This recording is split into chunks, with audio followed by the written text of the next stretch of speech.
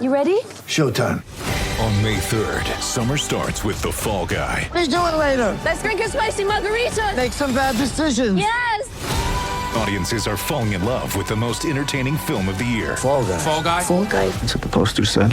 See Ryan Gosling and Emily Blunt in the movie critics say exists to make you happy. Trying to make it out? Nope. Because I don't either. It's not what I'm into right now. What are you into? Talking. Yeah. The Fall Guy. Only in theaters May 3rd. Rated PG-13.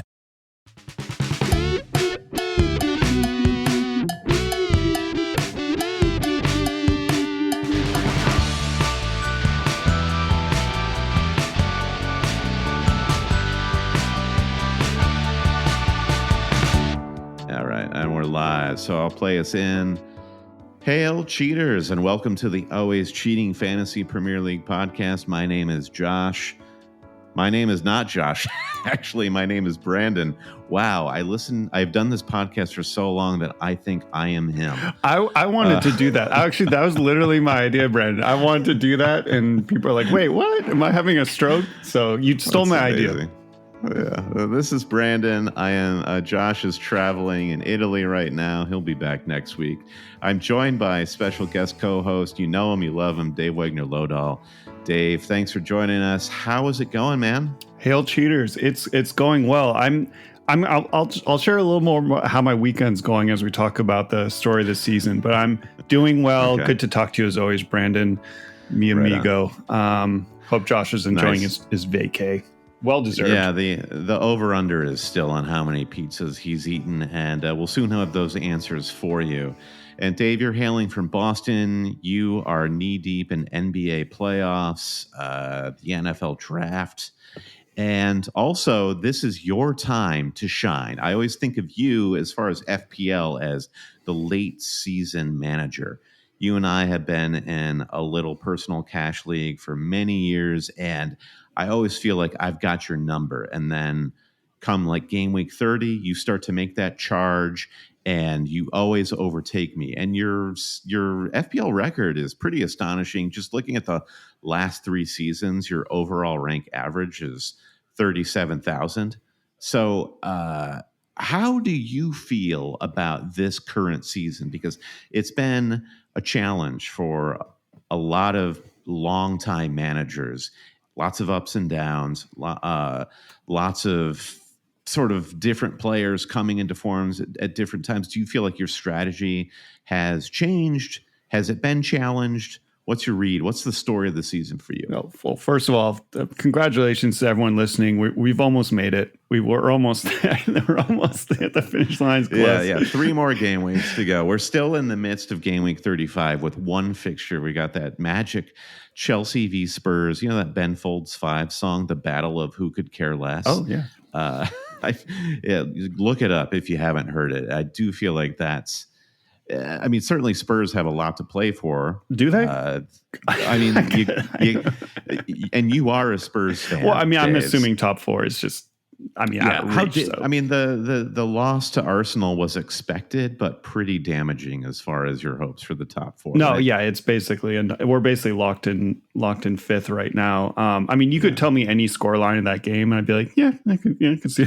I mean, so it'll be an interesting one. I mean, the Spurs, to their credit, they pulled a good game out of what was a homicide in the first half. So to have a 3-2 really exciting North London derby when it looked like Arsenal were just going to counterattack Spurs into oblivion was great. So thank you to Arsenal and Spurs for giving us a great game. So anyway, Dave, we're going to do a lot of team talk. We want to talk about game week 36 and how it's kind of a forgotten game week, sandwiched between the double of 35 and the mega double of 37. But let's get back to that initial question of you, masterclass gentleman FPL manager. Where has this season slotted in your memory of FPL seasons? Pretty mid. I guess I would say, and the longtime listeners will know that my strategy and my gameplay is just all about consistency. I think in FPL, the best thing you can have is luck. And then after that is just consistency. It's setting your team every week. It's doing your transfers, setting your captain every week. half a life is showing up, and that's really FPL, I think, in a nutshell. The bare minimum. Yeah, and then I just try to do. Player, yeah. I try to do the most obvious things. I try to keep it simple. I don't. And I'll do little flair things here and there on the margins, but really my strategy is do the obvious thing, and then over time, those decisions will build up, and you'll be okay. So this year I'm 130K right now. I've been hovering around that for about 10 weeks, which is the new 13K, as I said last pod. But Dave, you were surging a couple of game weeks ago, and it's really difficult to, like, when you're surging, particularly when there are so many double game weeks and chips in play, to like hit every beat every game week. So to be at 130K is still a really good position. Like, you're still on the front foot. But do you feel like you've been knocked back substantially? Oh, yeah, for sure. I mean, I was going to say, like, if you said, hey, at this game week, you'd have your wild card and be 100K, would you take it? And you say, yeah, like pretty much always you'd be like, yeah, I'll take that position. But yeah, I've had actually pretty bad variance, and I'm not trying to like be braggy because I think 130K is excellent, and you've had good luck. But I think I've had some actually bad variance in the past few weeks, which it is, yes, take it on the chin. And like you were saying too, you mentioned sort of NBA playoffs. I'm a Celtics obsessive season ticket holder. It's consumed most of my thoughts for the past month. We had to build today's show around like, what's up with the Celtics? Yeah, around the NBA playoff schedule. So thank you for that, Brandon. And then you mentioned NFL draft. Patriots had a good draft. You didn't mention Bruins Leafs. We're playing your Leafs. That's going on. I love my Leafs. You didn't mention Messi. Open the six. Messi was in town yesterday. He scored a brace at Foxborough Stadium, so that was exciting. How are you keeping this all together in Boston? Yeah, Boston is crazy for sure. So yeah, you get knocked back a little bit, but you and I both played our wild card going into game week 35. So it's an interesting point of comparison. I think the real story of game week 35 with that Spurs Chelsea match, or Chelsea Spurs match, I should say, to go is Nicholas Jackson and the camp of managers who just said, you know what, let's see what this party will bring. I'm going Nicholas Jackson. And the prequel to the Nicholas Jackson game week 35 story was the 34 game week long story of Darwin Nunez. Now, I in my wild card, I just decided I'm going to be me. And what does that mean? I feel like I played poker with you for a long time, Dave. And like the way you talked about your strategy is you're always trying to do the little things well. And if I play poker with you for 3 to 4 hours, you're always coming out ahead because you're always focusing on making the smartest betting decisions. You're basically playing by the book. Like playing the odds. If you're going into a Vegas casino and you're playing blackjack and you get Delta 16, somebody says to the dealer, "What does the book say?" And I feel like, Dave, you're kind of the book when it comes to FPL. So when you chose to play your wild card, where did you land on Nicholas Jackson? Well, this was another piece. So actually, I have a quick question, Brandon, too. When do you find it hardest to concentrate on FPL? I know a lot of people like holiday period, with family, lots of fixtures, school vacation week for a lot of parents. For me, it's now because there's too much sports going on for me. But right. Do you feel now it's like a hard time for you or easier time to concentrate? Well, it's a good question. I think it's the easier time for me to concentrate because the end game is in play. You get the start of the season or the middle of the season, you kind of feel like maybe I can get away with something. And at this point of the FPL season, I feel like I can't get away with anything. So I like my attention is at its peak, and I'm at I suppose, an advantage when it comes to attention bandwidth because I'm not following a lot of other leagues. I'm not an NBA fan, so playoffs or whatever. I'm not a hockey fan. The Premier League is my soap opera. Like, that's what I'm tuning in for. That's what I live for. I was actually talking to my wife this weekend where she was saying she was annoyed at me watching the Premier League this weekend not because she's generally annoyed by it, but because this is the point in the season where she gets exhausted as a sports widow. She's exhausted at how long it's been going on. And, maybe there is certainly a little bit of fatigue from a fantasy point of view. If you're like kind of like a neutral fan, like this is like the title race is kind of super interesting. But I'm kind of dialed in, and that does play into the story of my wild card a little bit and my game week 35. And I'm gonna throw this up on the screen right now just to see where I'm at. So I made a conscious decision going into this game week. I was around 650K. Nothing was really salvageable for me as far as an overall rank goal was concerned. So there were a few things at play. I had to buck a lot of trends, I felt like, with my wild card. And the reason I feel like my game week rank or my overall rank is where it is I feel like I have been a little bit too by the book, getting hit by variance. I tried to plan too hard for certain double game weeks. And the irony there is, in this wild card, I just said, you know what? I'm all in on the game week 37 double game week and the bench boost. So nobody comes in on my wild card who was not a game week 37 doubler. And the twist in the wild card was Erling Haaland, and I decided to bring in Julian Alvarez as a punt because it was assumed he would start against Nottingham Forest. Erling Haaland, whether he was fit or not, we didn't know what part he was going to play. I thought I was being really smart there, and I captained Son as a differential.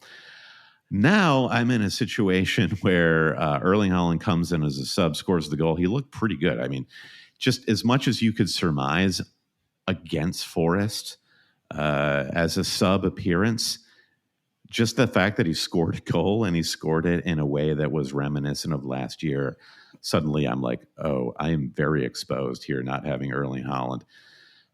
So for you, Dave, the Haaland question, should I stick to my guns here and just be like, I need to not have Erling Haaland because that was my whole wild card strategy of bucking the trend? Or am I super exposed not having this guy ahead of the 37 double for City?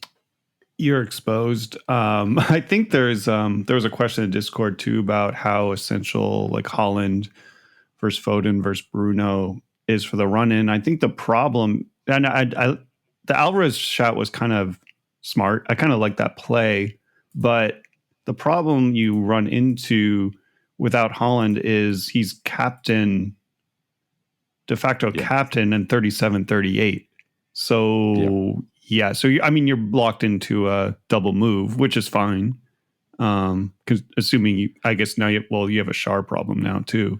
But if you go Vicario to Ortega, no, you can't because you have 3 City. The way I fix that, Dave, though, that I feel like the Schär injury for my wild card is actually beneficial for Haaland because they have $5+ million in the bank. Because when you don't have Haaland or Salah, suddenly it becomes impossible to spend all this money. That makes a lot more sense. So Schär to Dan Burn, Højlund. Okay, Rasmus Højlund was me getting very cute and clever on my wild card. And it kind of pains me to not get to be cute and clever going into game week 37, even though this week for Manchester United, Højlund continued to be completely invisible. So all logic would say, get rid of this guy. Schär to Burn, Højlund to Pedro for Brighton, who, is always a minute's risk despite the injuries, but does double in 37, does afford me to turn Julian Alvarez into Haaland.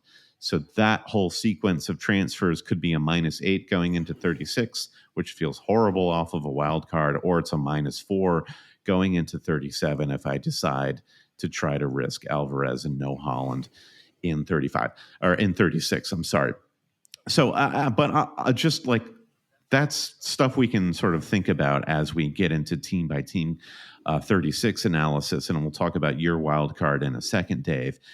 But ultimately, I feel like I netted decent enough results with 56, actually 58 when Højlund comes in for a non-playing Foden. It's green arrows across the board. the captain Son so far is working out. Now Palmer versus Son. What's your prediction for this Thursday match, Dave? So you're going to be, I think, pretty sort of nihilistic as a Spurs fan. Yeah, I mean, it could be. Is it away or home? It's away. They're playing at the Bridge, where Cole Palmer thrives at Stamford Bridge. He'll start, presumably. I mean, 3-1 Chelsea. I don't know. Like, who knows? I don't. Yeah. The who knows is the correct prediction right there. You said 3-1 because you're hating your Spurs life right now. Well, our defense is, suspect. Yeah. Why? What's the deal there? Because you're really just missing Udogie from your perfect defense, which was okay at the start of the season, and that's really not Postacoglu's game plan to play tight defense. He is just more of a rock and roll sort of a manager, high line, and that sort of a thing. Is it? I feel like it's the midfield. Like Højbjerg was not great against Arsenal. It's the spine, and the engine room is just worn out. Not enough depth. I mean, Van de Ven's got to be playing hurt. I mean, he was recovered from a pretty serious injury, played himself back into shape, but I can't imagine he's 100%. Maybe his sprint to close down Havertz in the second half was pretty amazing. Yeah, so he does have that. He's got the speed, and he's incredible. Where the heck was I going with this? Oh yeah, so just in terms of like how healthy is my green arrow going into the last match of this game week? I feel like it's going to be like a brawl, a barroom brawl, and there will be goals on either side. So I think having the captaincy on Palmer or Son, you've got to be feeling good, because I feel like both of those captains are probably going to get points on Thursday. So I'm going to switch over and share your screen, and I want to hear a little bit more about your logic and playing the wild card and sort of like your game plan going into game week 36, 37 and the home stretch. Yeah. So when you played the wild card, was Nicholas Jackson like first in, like nailed on? This is going to happen. Well, he got 47 points. First name on the team sheet. Yeah. I mean, 3.5 million game week rank, complete, whatever, midweek. But I mean, and on top of all the sports things I got going on, also is a busy work week. So wow. I probably take a time out, Dave. Take a vacation. Well, that's what I know. You should go to the Bahamas or something. I should be eating pizza in Rome. But no, it's fine. I mean, but it also ended up being like I did my wild card in about like 15 minutes, which is not always the worst thing. If you because you don't overthink it. Don't overthink it, right? Like I mentioned, go with your instinct. Yeah, keep it simple, stupid is usually my strategy. So that's not the worst thing. But so what's nice about the new era of FPL, obviously it's we have a lot more info, a lot more teams are similar. It's going to be harder to reach top 100K now. There's a lot of things that make a game tougher, more frustrating to some level. But one thing that's nice is you could log on a few different sites, platforms, YouTube, this show, and you can basically just see, 20 different wildcard templates in 5 minutes. So instead of having to dig in every single combination and put it on a spreadsheet, I can just scan and look at 20 wildcard teams and be like, all right, which looks right to me? And, and then you open it up, you're just like, Nicholas Jackson, really? We're all doing this. It's like, okay. Because that was my initial thought too, is like, how can I not have him? Because this is like completely. So then why? This is really the question I'm most interested in. Because what else? Because he is, I'm going to bench him this week. He's basically a third forward, because what other forward are you going to get? You said João Pedro, so that's not great. You'd rather get the 2 appearance points from Jackson, and the shots off target, mega BPS. But then if you go you can't go up to Watkins. I'm just ranting, but I don't really know. I guess there were some options, but what are you going to do for your third forward? And then what sacrifices you have to make in midfield? Yeah. I'm trying to be sanctimonious because I didn't get Nicholas Jackson, and it could burn me on Thursday. But at the same time, I brought in Rasmus Højlund, which like the argument that somebody would make in favor of Højlund over Jackson is, well, Højlund, when he has been on the ball, has been good. he has not been, totally flagrant and missing big chances when they're presented to him the way Nicholas Jackson has. However, but even still, his FPL output when it comes down to the bottom line is probably is comparable, if not worse, than Nicholas Jackson's. So I cannot be holier than thou when it comes to that, and I'm kind of coming to terms with that. So I do understand the Nico Jackson thing, but this is kind of starting to be the narrative that I'm creating for myself for this season. Is this there have just been a lot of really divisive players in the game this season, from Darwin to Jackson, and I'm sure people can shout out on their earbuds many others who've just failed them at the time you needed them most. So I guess I'm like fingers crossed that Jackson comes through for people who put their faith in him on Thursday. I'm kind of like beyond the pale in terms of like any goals I have to hit for the rest of the season. Jackson's done better than Højlund recent, that's what weeks. Precisely my point. So I feel like there are not a lot of arguments to say, unless you just went like lone Holland up front or something crazy like that, do you have any leg to stand on in terms of you're playing the right way or something like that? But I also do just want Jackson to blank on Thursday because but that's actually an interesting question we had from our friend Shiv, who says Nicholas Jackson was a couple of inches offside, like a marginal offside, and when he scored that goal the weekend, and a couple of inches off target, moments later in that half, from heading into the goal to have a 2-goal return. With that in mind, is Shiv allowed to take a -8 to get rid of him? and who would you replace him with? So just based on what you know of Jackson, having him right now, not knowing what he does against Spurs, you're thinking of you're going to bench him and then bring him out of bench to do a bench boost in 37? Yeah, you'll stick on the bench, including the bench boost. So it's easy to say. I mean, Shiv always brings over the questions, and bravo. This is brilliant question. Thank you, Shiv.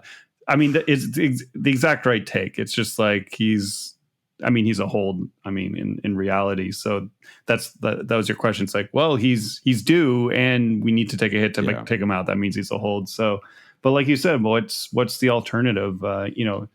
João Pedro, Watkins is too expensive. You could go up to Watkins, maybe if you, like I mentioned, sort of getting like a premier goalkeeper to the City guy now, Ortega. Could bring you up to him, maybe. So, but the forward is a wasteland. Otherwise, it's tough. Yeah. There's no real report right now on what's going on with Ederson. The reason, I didn't even. I think he dislocated his shoulder. He was in a sling. I don't think he's coming back yet. Good. Yeah, of course, Dave's on the scene. He's a sports-aholic, so he knows what's going on. But there was also this little, person on my shoulder saying Ortega is probably going to play regardless, the way he did last season. Like Pep has this weird notion of just moving players on at the end of the season for whatever reason. So I think we still have a lot to digest with Man City, which we can get into in a moment. So I feel like our wild cards the story will not be totally understood with our wild cards, Dave, until game week 37 is done and dusted. Right now, do you feel good about the choices you made by and large? What's like the best decision you made on wild card, and what's your biggest regret right now? I think I just got lucky avoiding like that rash of injuries. There's the whole bunch. I'm not even going to list them off because there's so many, like Shar included. There's a bunch. I was definitely thinking Guardiola was my only like last minute tinkers were just messing around on the fringes of defense, because I'd actually like to hear your opinion on defense strategy, Brandon, because I don't think no teams can keep clean sheets. So we bring in some attackers, and I don't know. It's just seems like we shouldn't be spending any money there, but it is what it is. Yeah, so this was my thinking looking at Chelsea and Spurs on wild card. They both have doubles, and this is why I ended up with the Petrovic Vicaria rotation, as well as Porro on my defenses. These are teams that have more fixtures than any other teams, but I don't really know where to go with their attack. Therefore, I'm going to buy defensive assets on Spurs and Chelsea because as we cycle through the remaining games of the season, I can bench these guys. Because to your point, I don't feel like there's a lot of points to be had in the defense. So why not just bring in X minutes in my defense? So my strategy with defense right now is X minutes. And I feel like I dodged a massive bullet when Chelsea had that, or when Spurs had that resurgence in the North London derby, bringing Gabriel, Saliba, Ben White down to 1 point. Because if Arsenal keep that clean sheet, all the wild carders are completely done and dusted. And this just kind of like backs up the strategy of I'm not really interested in bringing in any real strategic players. The problem then is I end up with a lot of expensive guys. So if you say, I'm going to bring in Pedro Porro, I'm going to bring in Kyle Walker. There are 4. I'm bringing in Diego Dallo. Every single one of my defenders, Lewis Dunk, is 5 million plus. I have a bad. Maybe by that standard, I have a terrible wildcard team. But there is like getting Salah out, and this is. Let's put a pin in the whole Liverpool thing and save that for after we do a break. Not having Salah, etc. The money just afforded a bunch of like a motley crew of defenders. Well, you know what caused that? Speaking of Chelsea, it's Palmer. Palmer broke the game. Yeah, right. He really did. That's why we have so much money to splash on defense on all these like flair defense people. Yeah. And that's why I was thinking Guardiola, because I wasn't going to get Ederson because I've played FPL before. So that was not going to happen. Yeah. So even though I play by the numbers a lot, like, come on, like, I'm not getting Ederson. That's just been there, done that. So that was, so I only have 2 City, which is kind of weird. Not that weird, I guess, but who are your City guys? Foden and Holland. Yeah. So I don't have any defense. So that was the one consideration. I think on paper you probably made the right decision, and by rights, Forrest should have scored maybe 2 goals, if not more, against City. Like Chris Wood, you sent me that meme from like the Forrest from the Forrest executive office saying they're exploring their options because they're accusing Chris Wood of match fixing for missing those open goals. Like there is no reason why City should have kept a clean sheet. So Kyle Walker owners, me among them, we definitely dodged a bullet there. But I feel like I was compelled to spend all this money in my defense because of the bench boost. If I didn't still have the bench boost chip, I would have probably brought in a more dead weight. And it's not optimal. So we'll see what happens in Game Week 37. All right, Dave. So we've got a lot of team talk, I think, to get through as well, because Game Week 36 feels like it's just like a forgotten game week. Is there any strategy that we need to employ, specifically looking at Game Week 36? And of course, let's be honest, we're going to talk a lot about the double in Game Week 37 in the process. Quick shout out for Patreon. If you like what you hear, what Josh and I and Dave, guilty by association, what we've been doing all season, we appreciate your support. The season is almost over, but anything you want to throw in the bucket on Patreon as a thank you is greatly appreciated. Come June and the off season, we turn the Patreon charges off, but we keep all the features alive so you can hang out in the Discord still. But please go to patreon.com/alwayscheating to see the various levels of support and where you can get the extra ad-free podcast each week. We appreciate the support from you, Dave, and all of our other supporters. Patreon.com/alwayscheating. The Always Cheating Super League. We're almost done with Game Week 35, so I'll read out the midpoint top 10. It's Marcin Gagala in 10th place, Martin Jansen, Matthew Allen, Rohan Rajwade in 7th, Dan Simpo, Jonathan Okarut, and Chris McKenham in 4th, Laritas Poost in 3rd place, Rashad Khan in second place, and holding it down in first is the USS McAllister. Ben Houghton, my favorite team name right now, is in third place. Laritz Puce. Team name is 46440-iPhone-12-Pro. Come up with a better team name than that. I dare you, Dave. All right, Dave, let's take a quick break for the podcast. But for the YouTube subscribers, watchers, and we're on youtube.com/@alwayscheating, let's just keep on rocking and move straight into Game Week 36. Whether you're a world-class athlete or a podcaster like me, we all understand the importance of mental and physical well-being and proper recovery for top-notch performance. That's why I'm excited that Unified Healing is sponsoring podcasts on the Blue Wire Network. Unified Healing is a new and super innovative global network of wellness centers powered by Energy Enhancement System, or EE System. If you haven't heard of the EE System yet, then you'll want to listen up. This technology promotes wellness, deep relaxation, purification, and rejuvenation. Wherever you are across the globe, access to a center is easy and affordable. Interested in experiencing the EE System technology for yourself? Go to unifiedhealing.com/bluewire to learn more and find a center near you. That's unified, UNIFYD, healing.com/bluewire. No material or testimonials on the Unified Healing website are intended to be viewed as medical advice or a substitute for professional medical advice, diagnosis, or treatment. Always seek the advice of your physician or other qualified healthcare provider with any questions you may have regarding a medical condition or treatment and before undertaking a new healthcare regimen, including EE System.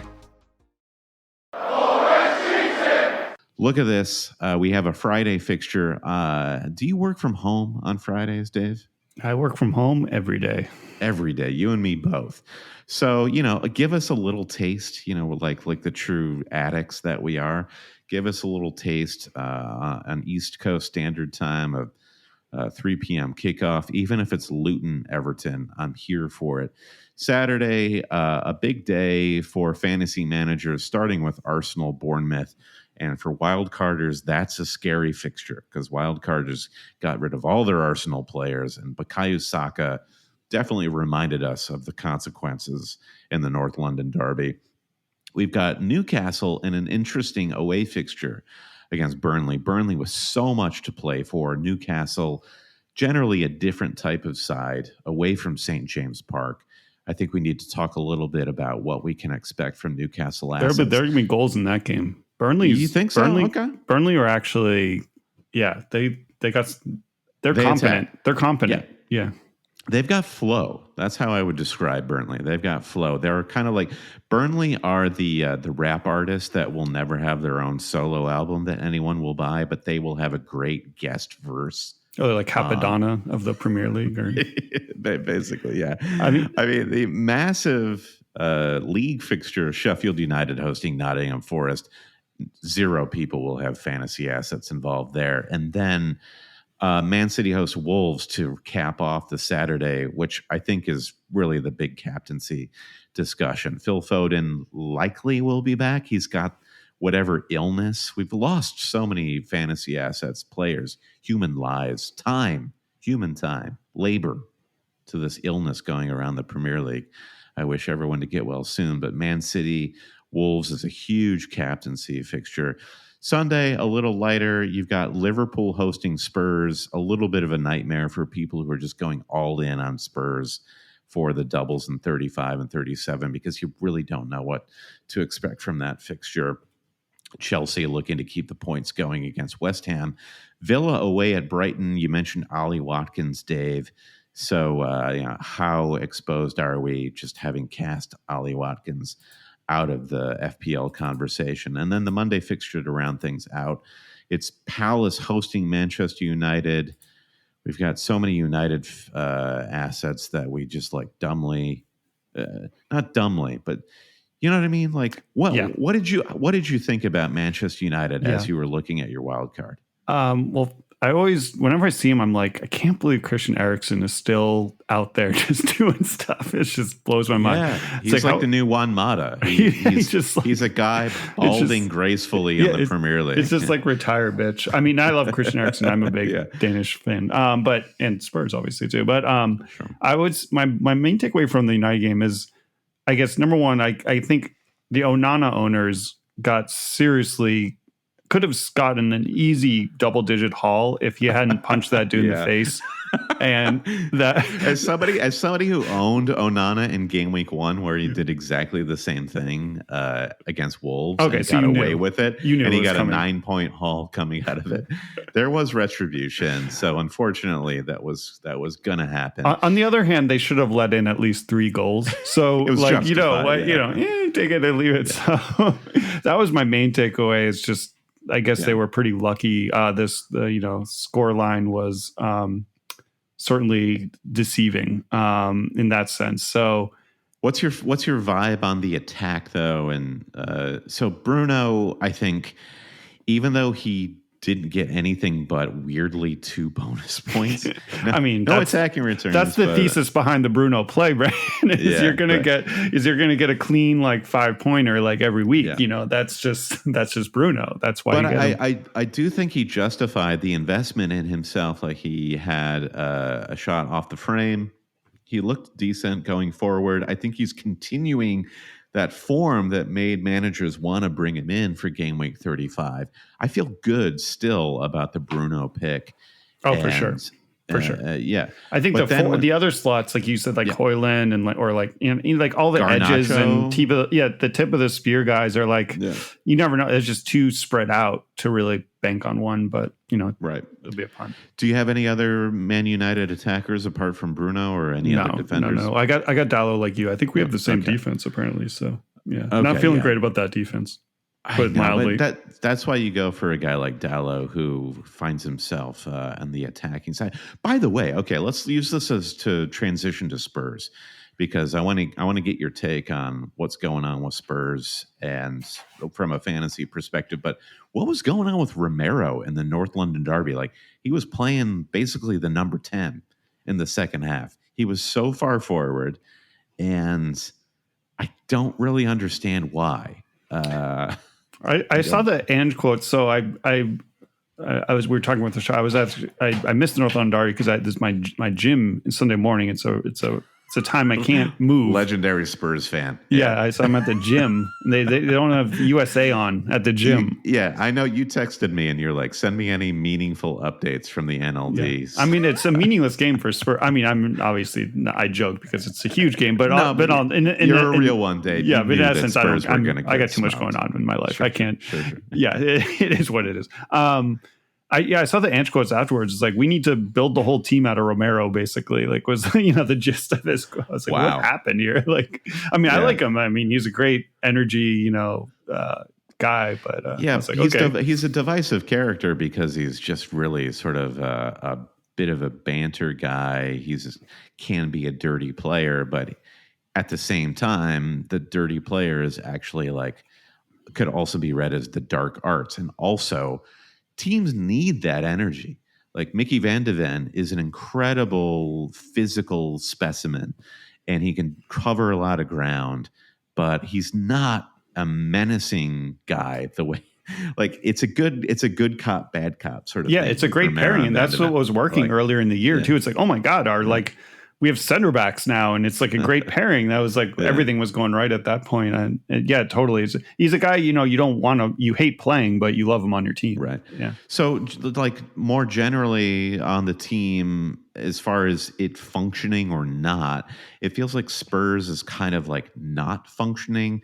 They rode their luck into that second half to come back 3-2 and just sheer will and determination. Something is clearly not working in the goal scoring output the way it was for Spurs earlier in the season. Is there any hope there for managers who invested in Spurs? I don't really think so. That was my first decision on the wild card was, do I get anyone besides Son on Spurs? So Maddison, he's just off the boil. I love Maddison. I was really considering him a few weeks ago.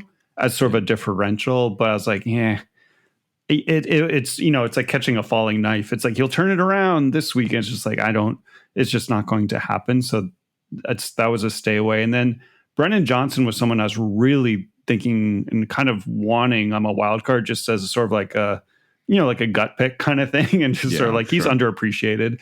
But that would have meant like cutting either Bruno or Gordon. Probably. So it's like something. You could buy something for Brennan off of his Amazon wish list. That's another way you could express your gratitude toward him. Oh, I didn't think of that. You think Premier League players just have public Amazon wish lists that you can just like buy things for them? I think that'd be a nice move. I think we should start an app to facilitate that transaction.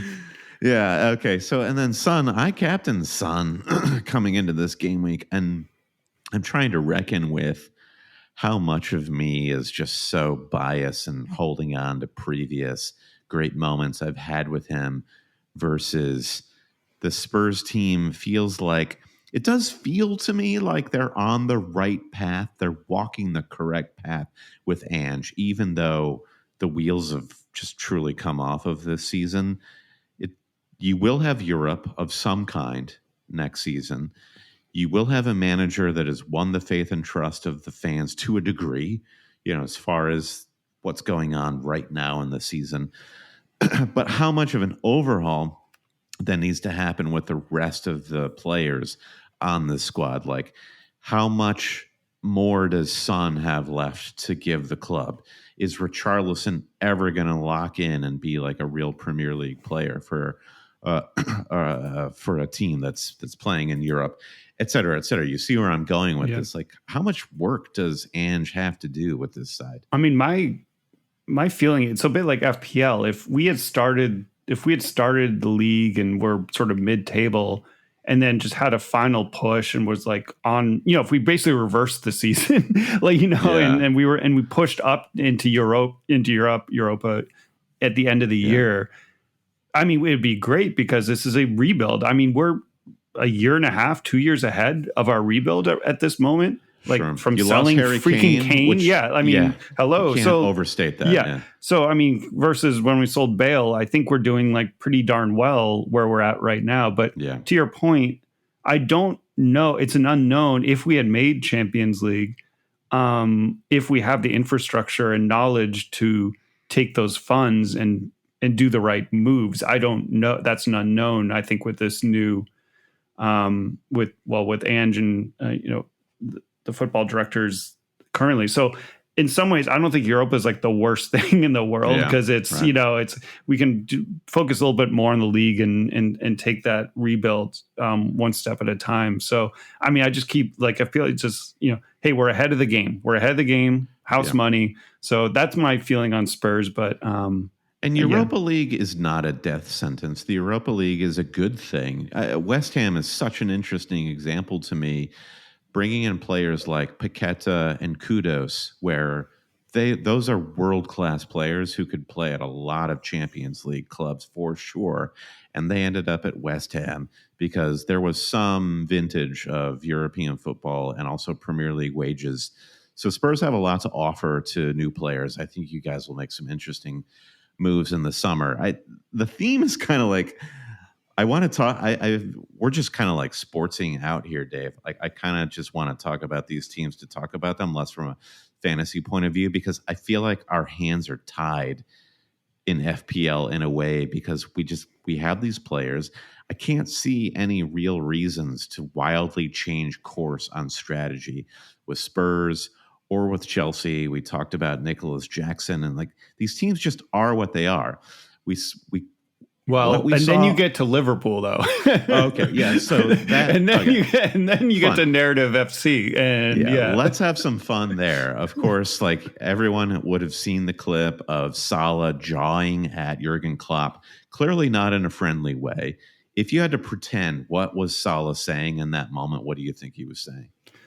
Great question. I suppose I should say something funny right now. All I can think of is like actually what he's probably said. I assume like Klopp might have said something like, "Hey, go out there and score," or like, lift us up or something. He's just like, "Yeah, you should freaking brought me in earlier, huh? Like, Or started me. Yeah, I should have come in early if you want me to do that, huh? 100%. So you seemed like kind of sarcastic, so that's where my mind went. I also saw that interaction as like Klopp and Salah have been hosting a podcast for nigh on 9 seasons. That would be like me and Josh on the sideline, and like me telling Josh to do something or vice versa. And then for whatever reason, we're just kind of like, yeah, we've been doing this long enough. We know what's going on. I'm sure there's a level of intimacy between Klopp and Salah that can just like manifest itself in some very weird ways. But there's really no other way to read that situation as the bloom is off the rose. There's no trophy in sight for Liverpool and Klopp's farewell tour. Everyone's going to just let their freak flag fly and convince me otherwise, Dave, that Liverpool have now become a toxic zone for fantasy managers. It's not so much toxic. It almost could be like galaxy brain to be like, well, the perception is so bad that no one's going to want him. Sure. But in reality, it's like, actually, I mean, still Luis Diaz looks the EO great. on somebody like Trent is never going to be lower. There's so much Well, that's upside where I was going to there. go. That's where I was going to go. I mean, Trent is still Trent, and Robbo obviously scored, right, this week. So their defense actually looks more tantalizing. And if you have an injury to Shar, and I keep banging, if you have Ederson and Shar and you go Ortega, Trent, I mean, I don't hate that at all. Like, so that could be a little flare pick of like differential Liverpool defenders. So I don't hate that. I mean, the midfield is fine, except the fixtures just don't stack up with the doubles. So there's really no reason to go for the Diaz move. So that's the problem. Luis Diaz is a great pick, but he's up against other equally great picks. So like great pick. Ceiling is really the word we want to talk about. Looking at 36, 37, and 38, and the ceiling just isn't as high for Diaz. Given the form of the team, given that he has one less fixture than a lot of the options, Phil Foden is really and even Anthony Gordon. Like, I couldn't believe when I was initially talking with Josh about his wild card, where he was like, I don't know about Gordon. Ultimately, he came to his senses and brought Gordon in. Yeah. But if it wasn't for Cole Palmer, all we would be talking about was the sensational value in Anthony Gordon this season. So Gordon and Palmer are going to get huge price hikes over the summer. Which I was trying to rationalize. This is when I was thinking about Brennan Johnson or other differentials to be fun. I was just, and actually, in my 15 minutes of doing the wild card, I did spend 2 minutes on the hub looking at the stats of Gordon. And I was like, oh, these are outrageous. I'm like, forget it. I'm not going without him versus like some of these other picks for sure. And the fixtures are, he's so good. Totally. And Isak is on fire. I mean, so that link up is just a really, really nice play. Yeah. No so, brainer. and Isak being on fire marries with this discussion or this worry about Callum Wilson is healthy again, and he's come on as a substitute over the weekend and scored a goal, as Callum Wilson will do.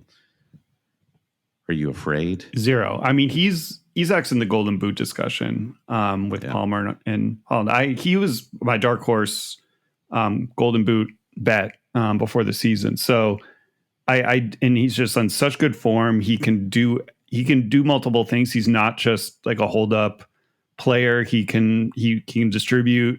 He makes all the runs. I think it would be crazy if he didn't play huge minutes in the run out. Oh, for sure. Yeah. I think he starts every match for the rest of the season. The question, of course, is where does he play if Callum Wilson gets a single start? But I think, I don't know if I'm out of my zone here, but if you're Callum Wilson, you're kind of just happy to be there at this point with not a lot at stake for Newcastle at this point in the season.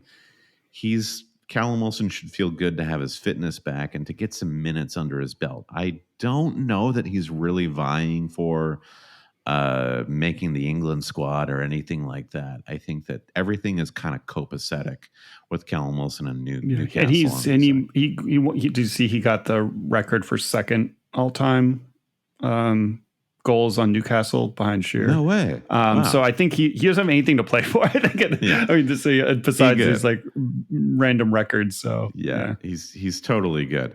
All right, let's talk about Arsenal a bit here, Dave, because you and I cast Arsenal aside on wild card. Do you have you have Ben? You have the double Arsenal defense on wild card that you wisely benched this week. Tell me a little bit about your view of Arsenal at this point of the season and how much you'll be playing these guys. Arsenal don't double in game week 37, but you bench boost. So you get to play. Are you going to basically play these guys for the rest of the season? Yeah, because you got the bench boost, and then, obviously 36 is a good fixture. 38, Everton's a good fixture. The problem with Arsenal is our friend Mike, who's in our ear all the time about, he's got reverse jinxing his team every 2 seconds. Oh, they run out of gas. Season's over.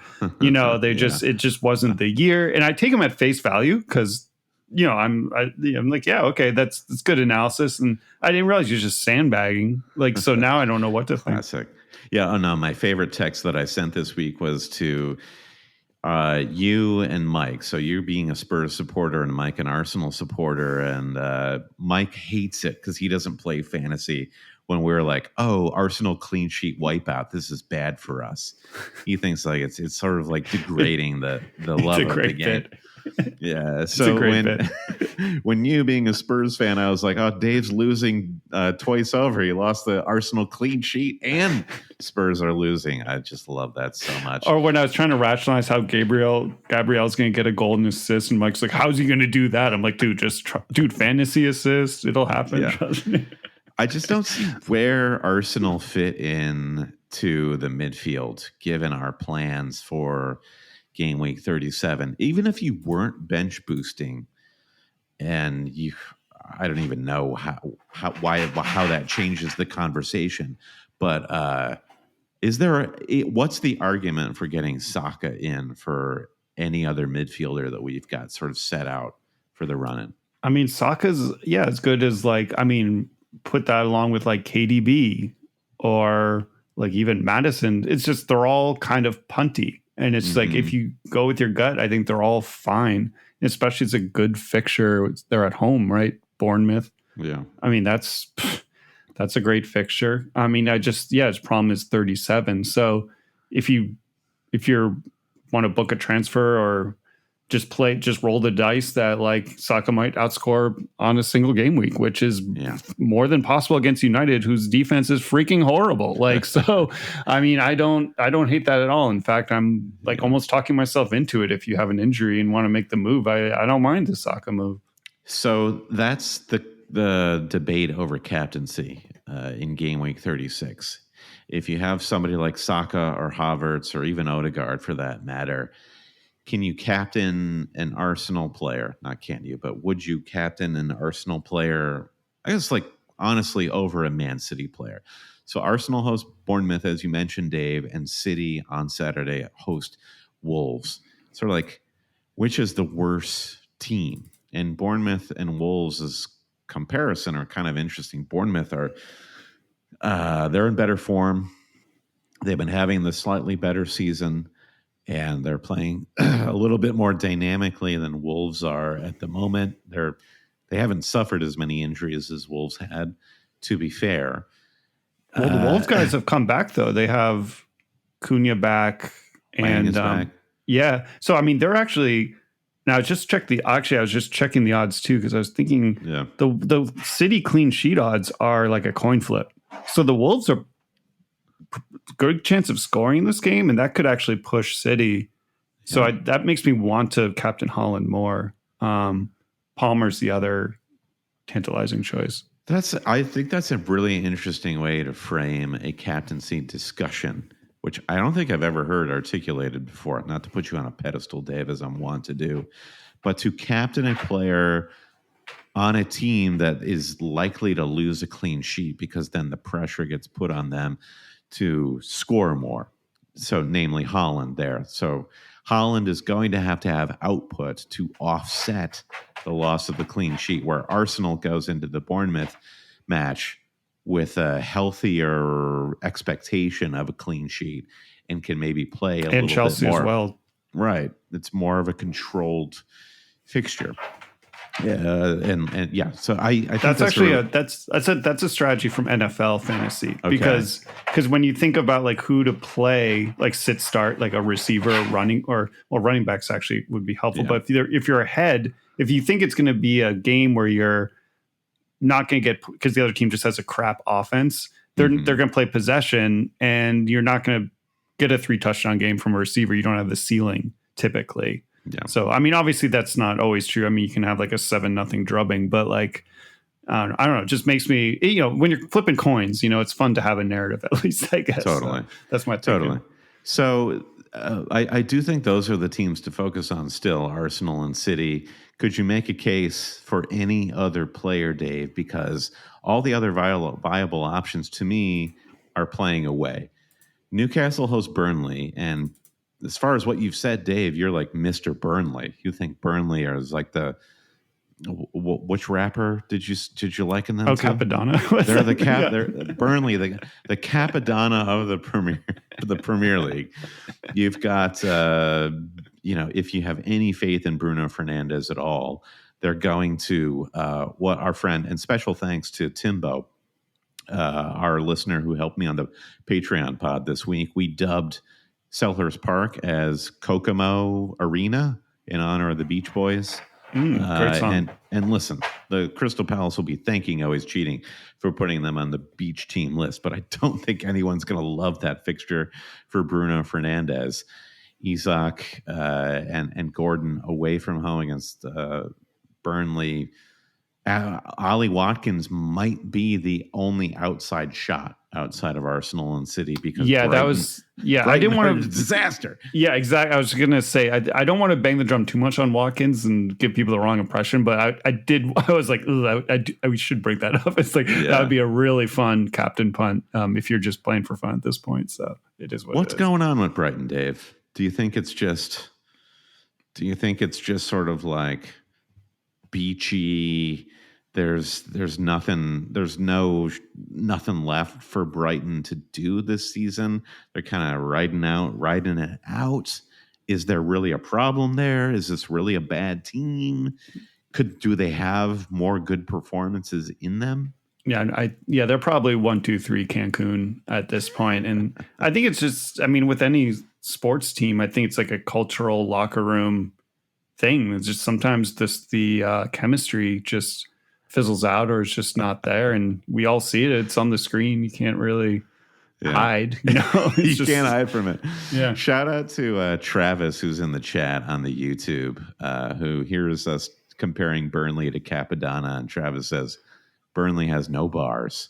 And I don't know if that's just a shot at the town of Burnley having no good places to go get a beer, or if they have no verses. Have you seen the videos of people in MF Doom masks reading the Taylor Swift lyrics in the style of MF Doom? That's been a great meme. I was hoping you were going to say reading Moby Dick, but you disappointed me there. That's fine. Okay. All right, literary boy, like relax. Sure. I'm the pop culture podcast. I like Taylor. I've got no beef with Taylor Swift. I mean, is it worth seeking out? Should we check it out? Sure. No, it's just a trend because the new Taylor Swift, she goes a little too hard on the rhymes, a little too try hard. So gotcha. it's pretty funny. Gotcha. Well, I think that's kind of it in a nutshell as far as where FPL is at right now. Anything we missed on Game Week 36, I kind of billed at the top of the episode as the forgotten Game Week. And I think our discussion, I'm kind of like, this is kind of like, it really comes down to a captain in this game week. No, it's a pretty basic FPL week. It's I'm on a bye week, FPL bye week. I don't have anything to do. Roll the transfer. Okay. But then if you have the injuries, you have Ederson, defensive injuries, you have some options. So I think it's kind of fun. You have some options. You can do something a little different, and I think those moves will be pretty obvious as the week progresses. So. No, if you don't have injuries, it's a good roll week, good bye week to just hang out and wait for the double. Totally agree. And just to reiterate on the double, it's our one last swing, our last grasp at immortality in game week 37. And was Chelsea, Spurs, City, Brighton, Newcastle, and Manchester United all double. So I agree with you, Dave. 36, if you can possibly roll your free, do so you can have all the ammunition and all the information and knowledge you can heading into 37 to maximize what's probably going to be the last powerful game week of the season. So let's leave it at that. Best of luck to everyone. If you want to check Always Cheating out on Patreon, Josh and I will be back. We'll hear about Josh's trip to Rome, and we'll get our insight into our final teams heading into the Game Week 36 deadline.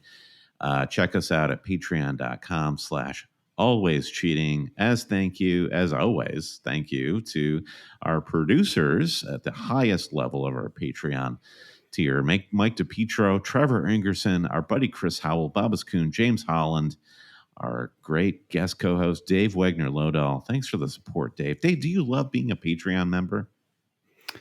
I do. I got like at least like 7 Patreons now. I'm in. And the app is really confusing now, but I'm enjoying all the content that I get randomly assigned. So I love how you turn that into just a general shout out for Patreon as a company. And I think that's wonderful. I think we should join more Patreons. And there are lots of other great podcasts out there that you should support. Agreed. Also, thanks to producer Nick Wright, Lazarus Llanos, Jesse Halstead, Bruce Kerr, Brian Chin, Blair Jacobson, Todd Byerly, Andy Portlock at FPL Merch, Kerry Swanson, Jefferson Turner, Buffalo Wild Wings, Francis Moore, Sam Shower, Caleb Robbie, Vulgar Paulson Kruger, Alex Holcombs, James Keatley, The Saint, Bob Fox, Craig Jackson, Shalin F. Kadakia, Terrence O'Donnell, Heath Graham, Thomas Tislov, Noah and Louise, Travis Grant, Linus Vennerstrom, Dan Parsons, James C., Matthew Skinner, Fred Jacobson, Brennan, Daniel Hart, Lally, Ben Coombs, Eric Kite, Gareth H., Rune Sandberg, Brian Clark, and James Murray Wood. Rate, review, subscribe wherever you get your podcasts, and find us on YouTube. YouTube.com/ like and subscribe. 100. Smash that like button, Dave. And if you want to see what a real Bostonian looks like, go to our YouTube page and see Dave in all of his glory. Dave, I'm so grateful that you exist as a person and as a friend and as a guest co-host. And because you are Mr. May, I'm going to dub you Mr. May. As far as FPL goes, I wish you the best of luck for the run-in. I know you're going to finish top 100K. Don't be shy. Don't act like a Spurs fan. I'm locked in. I'm going for it. Totally, it's happening. Thank you, and hail cheaters. Love talking to you, Brandon. Love seeing you. Thanks for having me. All right, peace, everyone. Be well. Bye.